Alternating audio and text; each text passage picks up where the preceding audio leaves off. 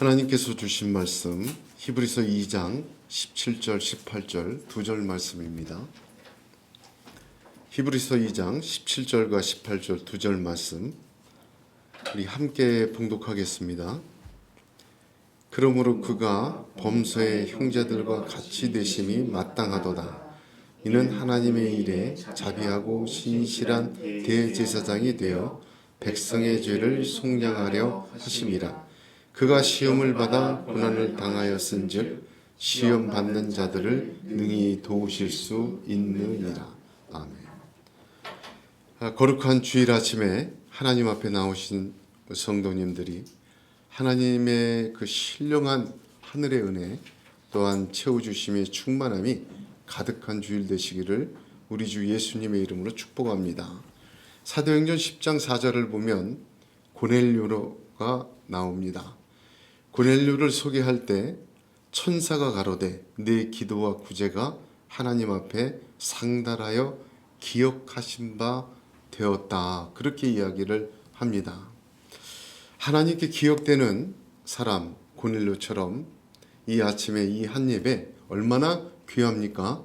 이 예배에 우리 헌신이, 우리 기도가, 우리 예배가 하나님의 기념책에 오늘 이 날이 기록되는 큰 은혜가 있기를 다시 한번 주님의 이름으로 축복합니다. 오늘 하나님께서 주시는 말씀에는 예수님의 세 가지 모습이 드러나 증거되고 있습니다. 신명기 29장 29절 외우기도 쉽죠? 신명기 29장 29절 제가 참 좋아하는 말씀인데 그 29장 29절을 보면 감추어진 일은 우리 하나님 여호와께 속하였거니와 나타난 일은 영원히 우리와 우리 자손에게 속하였나니 이는 우리에게 이 율법의 모든 말씀을 행하게 하려 하심이니라 했습니다. 하나님은 우리가 우리의 생각과 이성과 마음과 지혜로 다 깨달을 수가 없어요. 그 뜻을 들을 수가 없어요. 듣는 것도 귀를 열어주셔야 되고 깨닫는 것도 드러내어 보여주셔야 됩니다. 근데 하나님께서는 하나님의 백성들에게 나는 이런 것을 원하고 나는 이렇게 하려고 한다라고 드러내어 보여주시는 것들이 있습니다. 대표적으로 시내산에서 십계명을 주셨잖아요. 우리 주 예수 그리스도를 통해서 말씀을 주셨어요. 그런데 그렇게 드러난 일 말고 감추어졌다라는 일도 있습니다. 감추어진 것은 요한복음 16장 12절을 보면 내가 아직도 너희에게 이를 것이 많으나 지금은 너희가 감당치 못하리라. 우리가 감당치 못하기 때문에 다 알려주지 않고 이를 것이 많지만 감추어져 있다. 그렇게 표현을 합니다. 하나님의 계시는 드러난 것이 있고 감추어진 것이 있습니다. 드러난 것은 왜 알려주시느냐? 오늘 말씀 29장 신명기 29장 29절에 되어 있자면 이는 우리에게 이 율법의 모든 말씀을 행하게 하려 하심이라. 즉 그 듣고 꼭 행해야 되는 것들. 하나님 우리 사랑하셔서 우리 자녀와 같은 우리 백성들이 꼭 듣고 행해야 되는 것들은 모세를 통하던 누굴 통하던 지금 우리에겐 성경이죠. 그걸 통해서 이게 드러내어 주십니다. 듣고 행하라는 말입니다. 감추어진 것에는 특별한 은혜가 있어요. 그 시와 때와 상황과 장소에 맞게 하나님이 하나님의 사람을 통해서 드러내세요. 계시를 주시죠. 말씀을 또 풀어주시고 말씀이 풀어질 때 엠마오가라는 두 제자가 가슴이 뜨거워졌잖아요. 그게 드러내 주신 거예요. 그런데 이미 드러난 일은 어떻게 돼야 되느냐? 반드시 알아야 되는 거예요. 성경을 통해서 하나님이 이미 드러내신 일, 아주 성령의 지혜로 오늘 이렇게 예수님의 세 가지 모습을 드러내어 주신 일, 반드시 알아야 됩니다. 우리에게 꼭 필요해서 우리를 사랑하시는 하나님께서 드러내어 주신 거예요.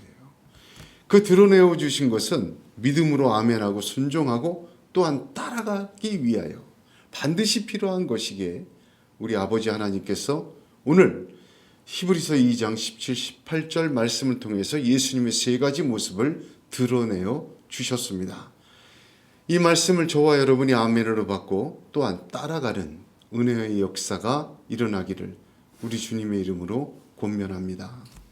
첫 번째 예수님의 드러난 모습은 범사의 우리와 같이 되신 분이다. 이걸 드러내어 주셨어요. 저는 창세기를 보면서 하나님께서 사람을 창조하실 때 자기의 형상 곧 하나님의 형상대로 사람을 창조하시되 남자와 여자를 창조하셨다는 말씀, 큰 은혜를 받습니다. 얼마나 큰 영광입니까? 세상의 모든 창조물들이 다 종류대로 그냥 생겨라 하셨지만 사람만 하나님의 형상을 본받아 만들어 주셨어요. 특별한 존재입니다, 사람은. 하나 더 놀라운 사실은 하나님이 사람의 모양으로 우리에게 오셨다는 사실입니다. 하나님의 형상으로 만들어진 그 인간은 하나님의 형상답게 살지 못하고 범죄하고 타락하였습니다. 하나님의 영이 떠날 수밖에 없을 정도로 육신이 되어버리고 육체가 되어버렸다. 그렇게 하나님은 말씀하셨습니다. 그 범죄한 인간을, 자기의 형상대로 만든 인간을 하나님은 끝까지 사랑하셔서 하나님이 직접 그 사람의 모양으로 다시 오셨습니다.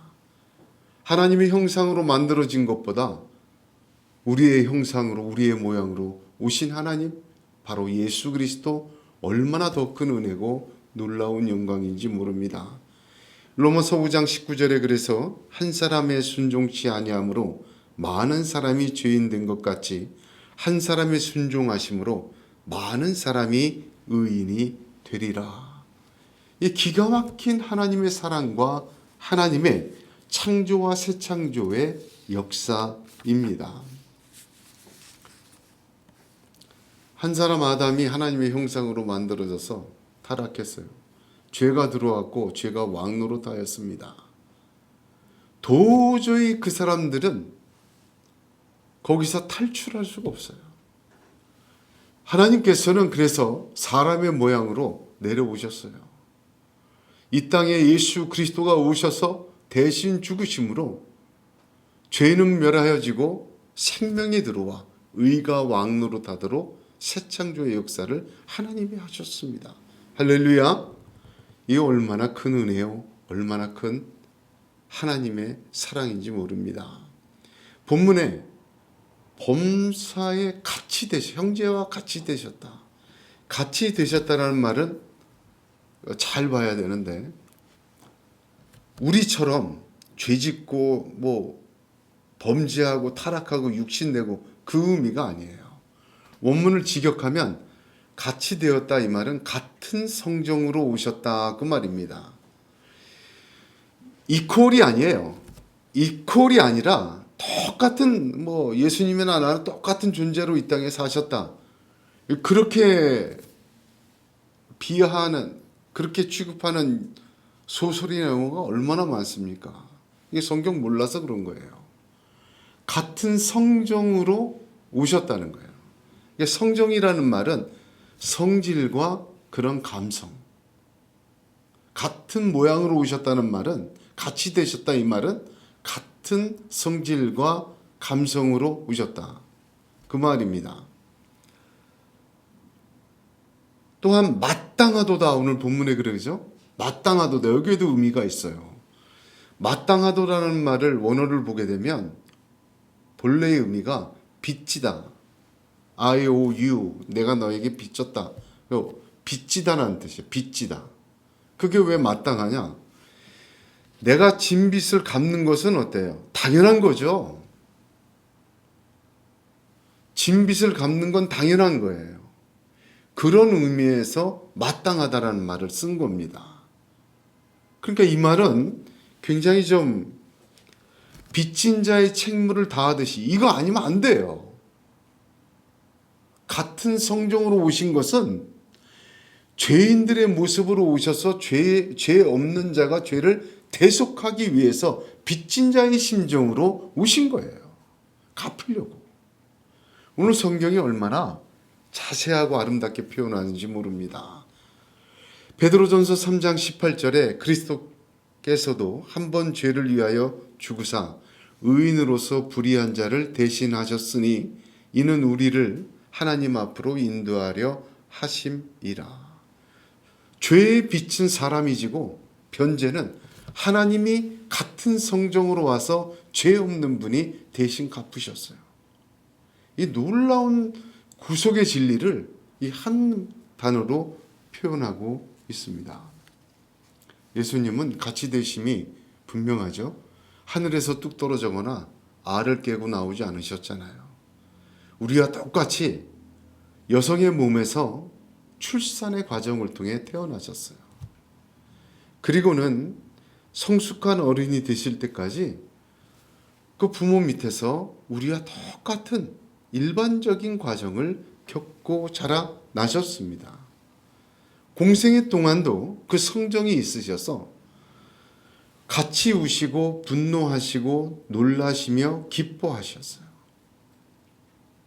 더 나아가서 예수님은 겟세마네에서 십자가로 이어지는 길에 고통과 절망을 토로하시고 심한 배반과 모욕과 또한 아픔도 함께 겪으셨습니다. 똑같은 성정. 왜? 그런 육체의 연약함을 같이 되시고 죄는 없으신 분이 그 속에서 대속의 일을 이루시려고 하시는 것입니다. 인생은 범사에 하나님이 형제들과 같이 되심이 마땅하도다 했죠. 범사에 하나님이 내 범사에 하나님이 나와 같이 하십니다. 찾아오셨어요. 할렐루야. 예수님은 요한복음 17장 22절에 내게 주신 영광을 내가 저희에게 주었사오니 이는 우리가 하나가 된 것 같이 저희도 하나가 되려 함이니라. 여기 하나는 일이 아니에요. 연합이라는 뜻입니다. 범사에 하나님이 우리를 찾아오셨어요. 굉장히 중요한 말이에요. 범사란 모든 일입니다. 범사에 나와 같은 모양으로 나를 위하여 죄 없는 분이 죄를 대속하시려 함께 하셨어요. 같이 되셨어요. 범사에 같이 되셨어요. 예수 그리스도와 모든 일에 함께 하시기를 주님의 이름으로 권면합니다. 분리시켜서는 안 돼요. 여기는 함께하고 이 부분은 함께하지 않고 나눠서는 안 돼요. 무슨 말인지 아시겠습니까? 하나님은 범사의 형제와 같은 모양으로 되심이 마땅하도다. 빚을 변제하기 위해서. 그럼 무슨 뜻이냐? 우리에게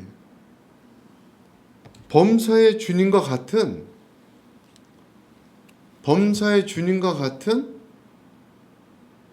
함께하는 연합이 중요한 거예요.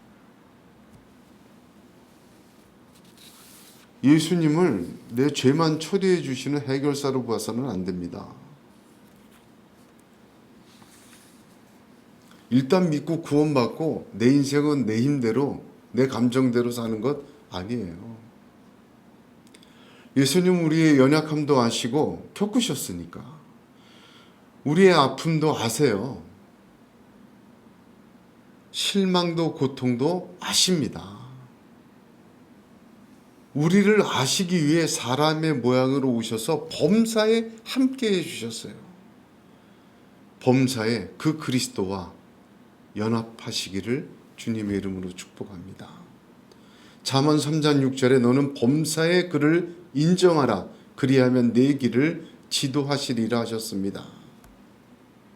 우리 믿음의 조상 아브라함을 보게 되면 창세기 39장 3절에 그 주인이 여호와께서 그와 함께 하심을 보며 또 여호와께서 그의 범사에 형통케 하심을 보았더라. 범사에 함께 할 때 범사에 형통케 하시 하나님이심을 믿으시길 바랍니다. 하나님과 공유하는 것이 나의 일부가 아니라 나의 전체가 되기를 바랍니다. 그러기 위해서 범사의 형제와 같은 모양이 되신 하나님이십니다. 하나님은 우리의 전부를 사랑하십니다. 그래서 자기의 전부를 버리시고 이 땅에 오셨습니다. 그 범사의 주님과 연합하고 범사에 함께할 때 아브라함처럼 범사에 형통하게 하실 줄로 믿습니다. 두 번째는 보여주신 드러낸 예수님의 모습은 대제사장 예수님이십니다. 대제사장이라는 이 제도와 직분은 언제 시작되었는가? 출애굽 때 시작이 되었죠. 애굽에서 노예로 있다가 하나님의 백성으로 하나님의 나라로 이제 광야로 나옵니다. 하나님은 모세를 지도자로 삼으셨지만 대제사장으로 삼지는 않으셨어요. 모세는 지도자였고 아론이 대제사장이었습니다. 하나님은 출애굽할 때 천사들을 직접 보내서 막 역사하셨습니다. 그런데 그 영적이고 죄 없는 천사들이 대제사장직을 맡지 않았습니다. 대제사장은 하나님과 백성 사이에 중재를 하는 사람이에요.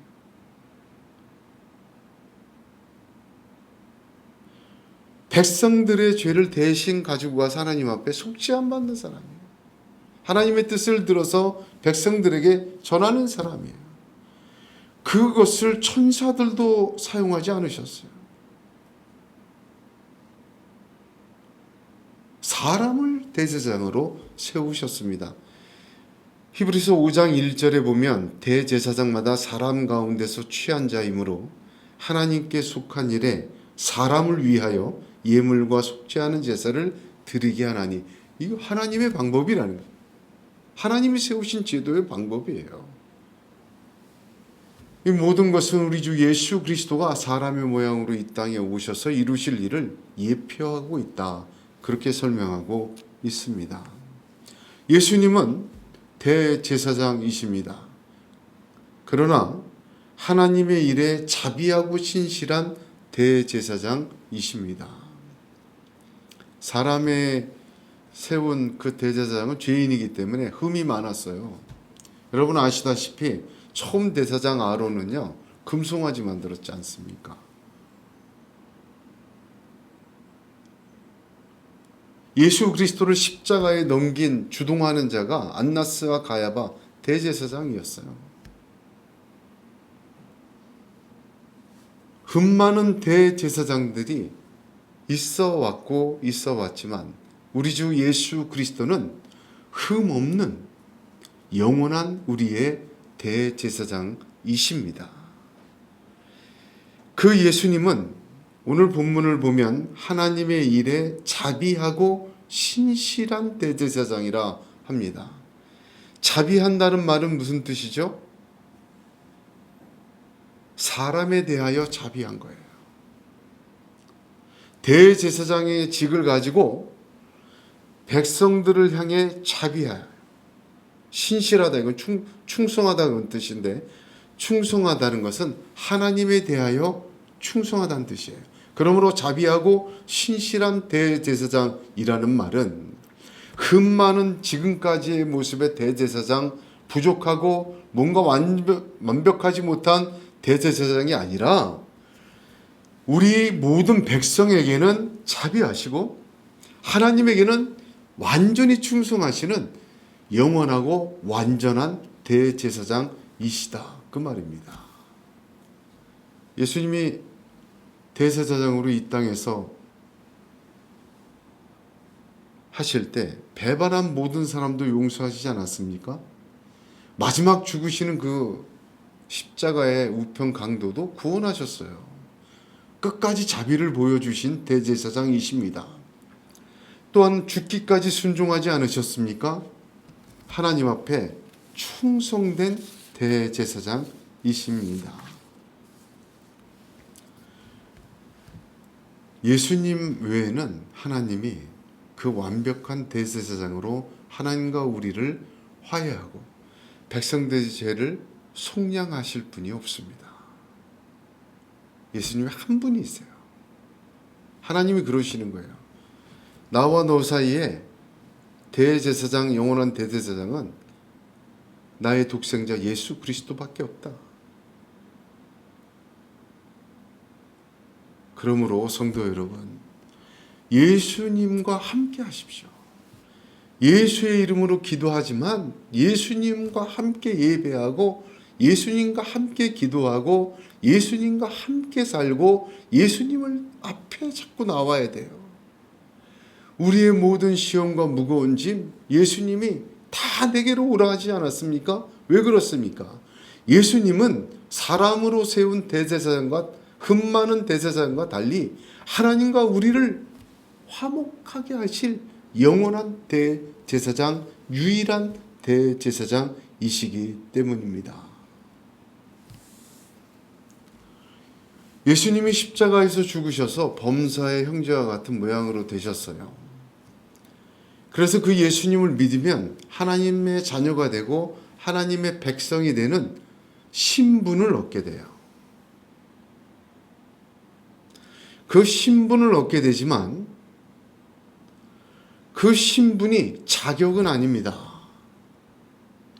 하나님 나라에 들어가서 앉아 있을 자격은 되지 못해요. 신분은 돼요. 천국의 문을 들어갈 신분은 되지만 자격은 못 돼요. 여기 중요한 게 하나 있습니다. 죄를 가지고는 천국에 못 들어가요. 죄를 가지고 천국 자리 안에 앉아 있을 수 없습니다. 신분은 있지만 앉아 있을 자격은 없어요. 죄는 하나님 나라에 들어갈 수가 없어요. 죄와 함께는. 무슨 말씀인지 이해가 됩니까? 자비하고 신실한 대제사장이 되어서 뭘 하십니까? 백성의 죄를 속량하려 하심이라. 이 말은 무슨 뜻이냐면 하나님 나라에 들어가는 신분을 주신 예수님이 하나님 나라에 들어가 앉아있을 자격도 주시는 유일한 대제사장이시다. 그 말입니다. 처음에는 형제라 그랬다 이제 백성이라 그러잖아요. 왜 그렇습니까? 하나님의 나라를 말해요. 하나님 백성으로 하나님 나라에 앉아있을 자격을 주시기 위하여 대제사장으로 우리를 속량하려 하심이라 합니다. 죄에 대하여 쉽게 생각하지 마시기 바랍니다. 우리가 떡 먹듯이 죄를 짓는다고 죄가 습관화되면 안 돼요. 죄는 무서운 것입니다. 왜 그렇죠? 죄란요, 하나님이 멸하시는 거예요. 죄를 사하기 위해서 하나님이 이 땅에 오셨어요. 그 정도로 무서운 거예요. 죄를 빚진 자를 끝내기 위해서 하나님이 이 땅에 사람의 모양으로 오셔서 십자가에서 대신 죽으셨어야 해요. 여러분, 죄는 그 정도로 무서운 것입니다.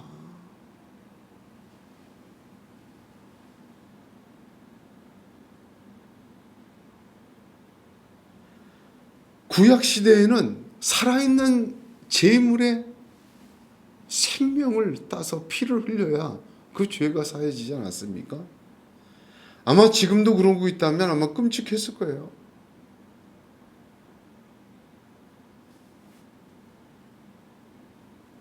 구원을 받아 하나님의 자녀와 백성의 신분을 받았지만 여전히 죄를 가볍게 생각하고 떡 먹듯이 죄를 지으며 반드시 사망을 낳습니다.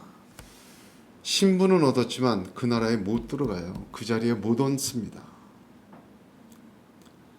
그러나 죄를 두려워하지는 마시기 바랍니다. 예수 그리스도 안에 있을 때 그 주님이 그 죄를 멸하셨기 때문입니다. 가볍게 생각해서는 안 되지만 두려워하지 마십시오. 우리가 항상 믿음 생활하면서 날마다 죄를 지을 때마다 마음이 참담하기 그지없습니다. 늘 주님을 따른다고 하면서도 실족하고 원수 마귀 갇힌 함정과 올무와 그 그물에 걸려들기도 하고, 또한 우리가 그 신분을 가지고 자격을 주시는 주님과 함께 하다가도 이 죄를 짓는 경우가 참 너무 많아요. 또 용서를 빌기에는 부끄럽고 자신이 없고, 또 넘어지고 또 넘어지는 자신의 모습에 절망하기도 합니다. 그럼에도 불구하고 예수님이 유일한 길입니다. 그래도 돌아오고 회개하고 예수님과 함께 하나님 앞에 나와야 합니다. 우리가 할 수 있는 일이 이것밖에 없어요. 그렇게 계속해서 포기하지 않고 죄와 싸울 때 죄는 점점 죽어나가고 의에 대하여 주님이 살게 하십니다. 죄를 멸하시는 수단은, 그 능은 예수님에게 있어, 우리에게 있지 않아요. 그 방법은 딱 하나예요.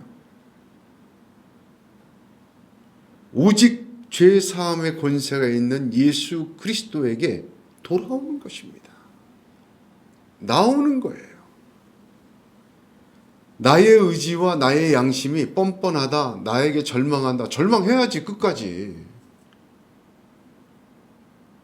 안 지으려고 노력하고 내가 애쓴다. 하나님 귀하게 보세요. 넘어지고 또 죄를 짓고 해도 이건 잊지 말아야 됩니다. 끊임없이 주님 앞에 나와서 회개하십시오. 하나님은 돌들로도 백성이 되게 하시고 아브라함의 자손 되게 하십니다. 끊임없이 넘어지고 끊임없이 실패해도 돌아오는 자녀를 거절하지 않으십니다. 집을 나간 탕자가 내 아버지께는 살 길이 있구나, 그 한 가지를 하나님이 귀히 여기시고 세우신 거예요. 여러분, 이 믿음이 저와 여러분의 있기를 주님의 이름으로 축복합니다. 고통당하고 자꾸 넘어질 때 하나님 나를 버리셨나? 하나님 나를 잊으셨나? 우리 시편을 보면 다윗도 그런 기도 많이 했어요. 내 삶의 모든 조건들과 정황들이 하나님이 나를 잊으시고 나를 버리신 것 같아. 나에겐 관심이 좀 없으신 것 같아. 그런 마음 드는 거 충분히 이해하고 저도 그렇게 생각들 때 많습니다. 그러나 성경을 보십시오. 하나님이 버리시는 경우는 딱 한 가지더라고요. 창세기부터 요한계시록까지 읽고 또 읽고 깨닫는 게 딱 하나예요. 하나님이 버리실 사람, 완악한 사람 버리십니다. 있어요. 이스라엘도 버리셨어요. 로마서에 있잖아요. 원가지도 아끼지 아니하였으니 접붙인 가지야 오죽하리라 말씀하지 않았습니까?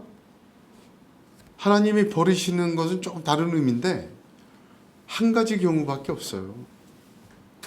죄를 많이 지었다, 실패를 했다, 뭐 이쁜 일을 못했다, 뭐 성경대로 못 살았다, 뭐 그런 거 다 이해하세요. 돌아오기만 하면.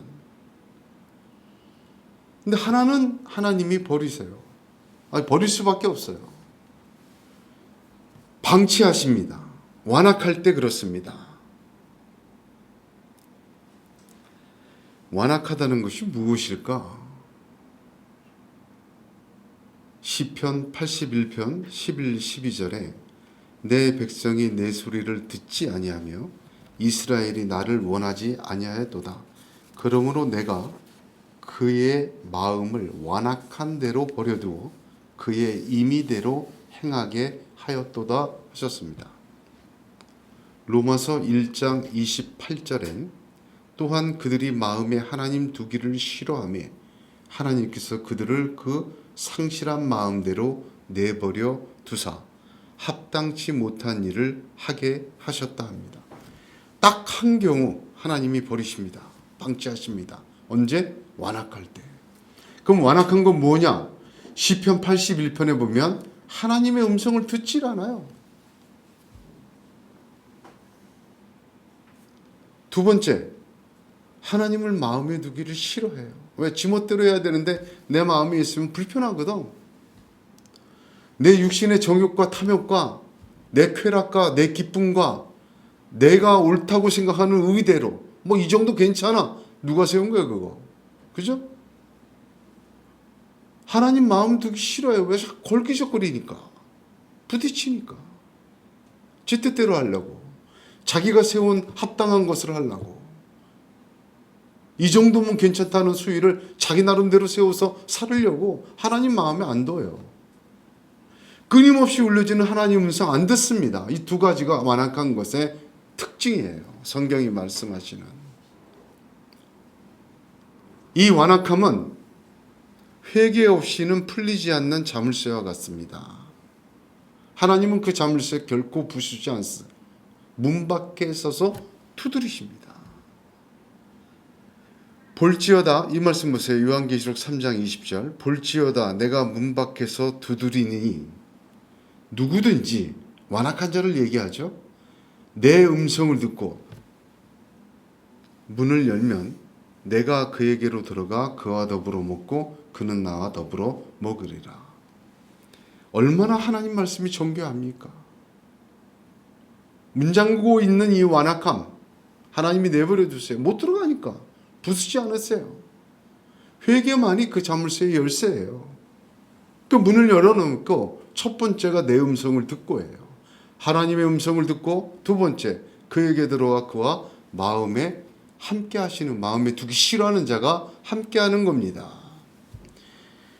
어떻게 보면 계속해서 실패하고 죄 가운데 놀림을 당하는 것 같고 죄를 반복하고 자신에게 절망하고 때는 적당히 타협하고 사는 것, 내가 버림받았다고 생각 들고 내가 고통에 죄가 생각나고 없어지지 않는 그 죄과 때문에 힘들어질 때 우리만 그러고 있는 게 아니에요. 성령님도 역사하고 있습니다. 그 닫힌 문을 계속 두드리고 계신 거예요. 우리보다 더 열심히 두드리고 계세요. 우리의 온갖 그 혼동과 갈등과 절망과 그 죄에 대한 아픈 내가 끙끙거릴 때 그 밖에서 열심히 두드리고 계세요. 우리보다 더 열심히. 십자가로 살려놓은 사람이기 때문에.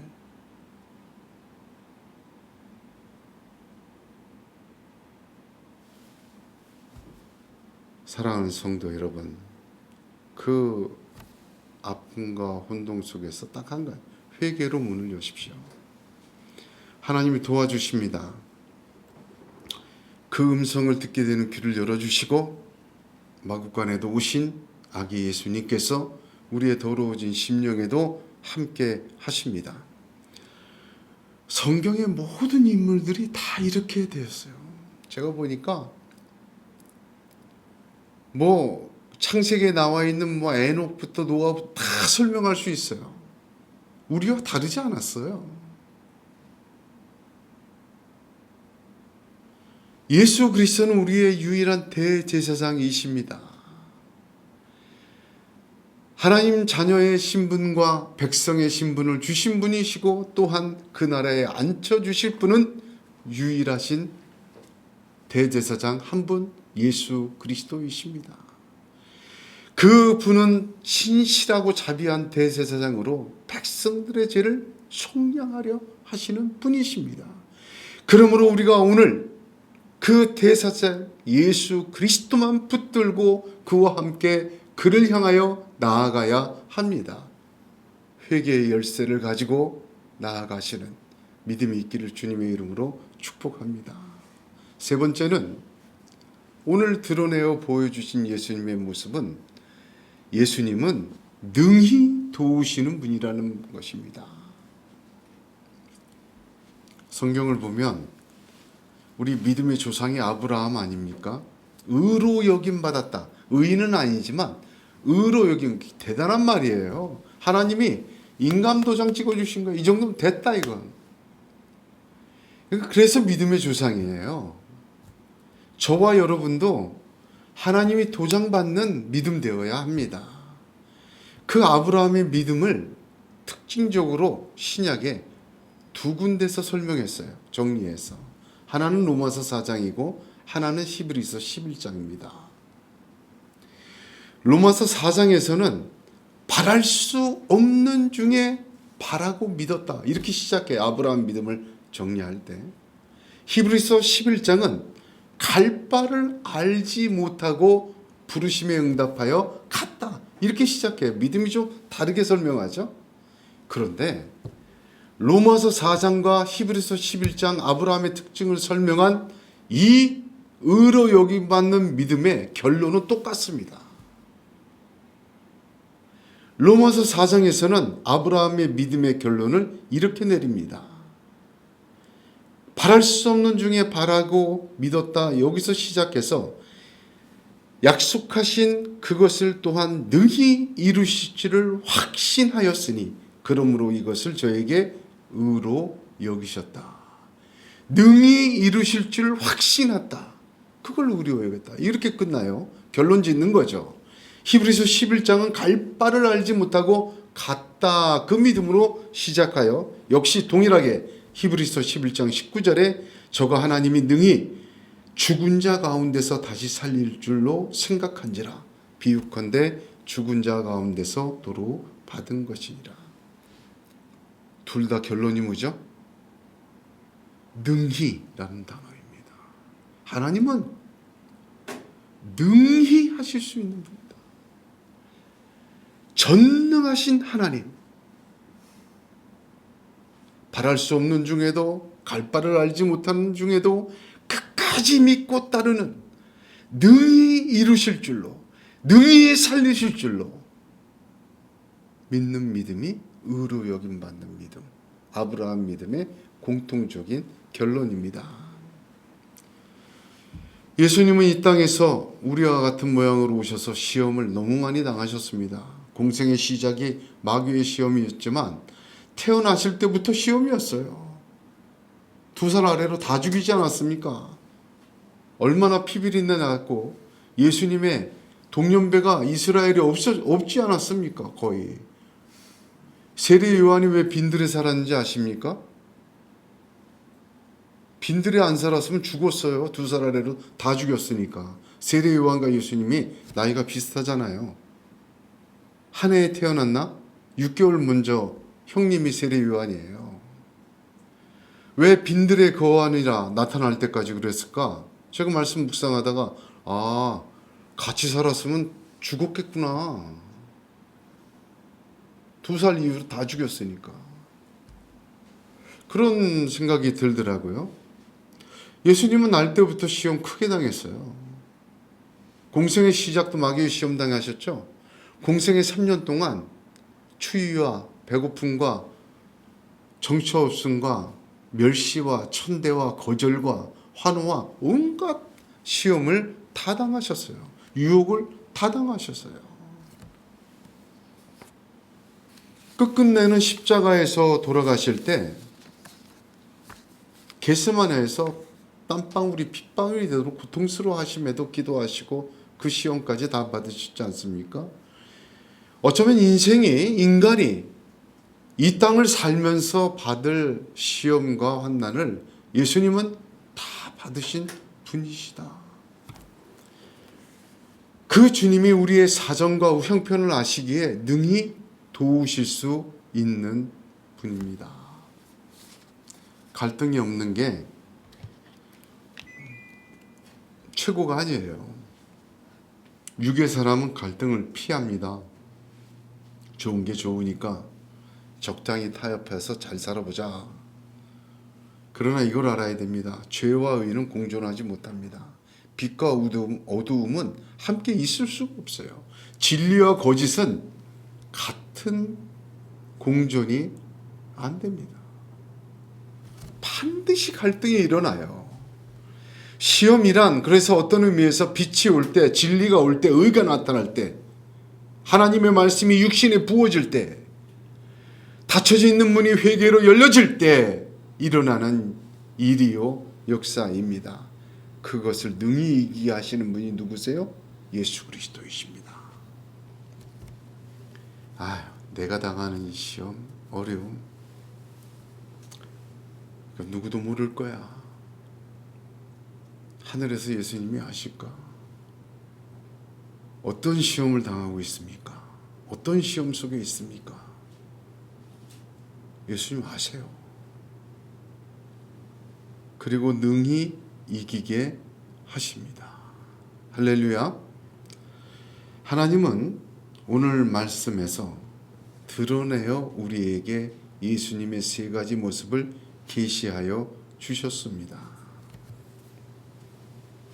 유대인들이 큰 실패를 했어요.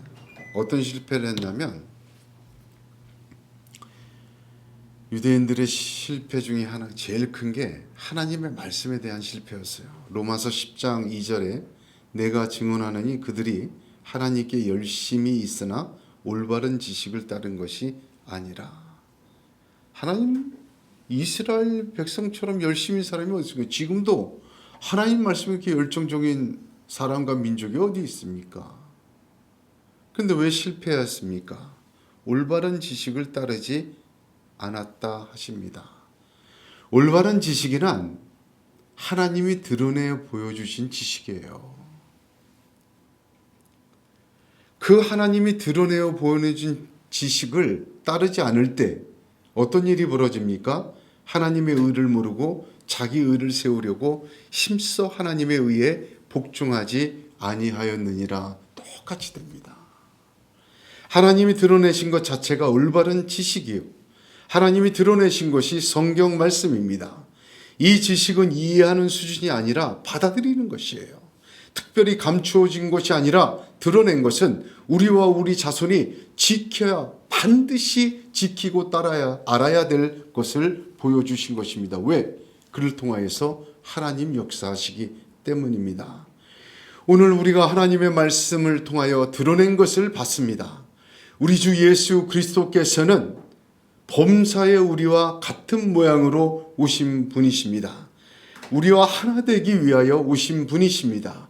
그러므로 범사의 주님을 인정하고 범사의 주님과 연합하고 범사의 주님과 함께하는 순종이 있기를 주님의 이름으로 권면합니다. 예수님은 우리의 자비하시고 신실한 유일한 대제사장이십니다. 우리에게 신분을 주신 그 예수님은 또한 우리에게 그 안에 들어갈, 그 나라에 들어갈 자격도 주시기 위하여 대제사장, 우리를 죄를 속량하시고 또한 하나님 앞에 충성하신 분이십니다. 그러므로 어떠한 실패와 죄악이 있고 혼돈이 있지라도 중요한 건 그 자물쇠를 여는 열쇠는 회개입니다. 어쩌면 우리의 갈등과 우리의 아픔보다 더 답답함으로 성령은 우리의 문을 두드리고 계시기 때문입니다. 문을 열고 하나님 앞에 나와셔야 합니다. 끝까지 나와야 돼요. 하나님이 그래서 죄는 멸하시고 의에 대해 살게 하시는 성령의 역사에 있는 줄로 믿습니다. 세 번째 우리가 기억해야 될 것, 예수님은 능히 도우시는 분이라를 어떤 부분에서도 능히 도우십니다. 우리의 모든 것을 겪으신 분이십니다. 정말 시험도 가지가지지만 견디기 힘든 시험부터 참 황당한 시험까지 시험은 참 어렵습니다. 이 시험 당할 때 주님을 떠나지 마십시오. 주님은 몸소 겪으시고 능히 도우시는 분이십니다. 여러분, 이 믿음이 아브라함처럼 의로 여김받는 믿음입니다. 기도하겠습니다.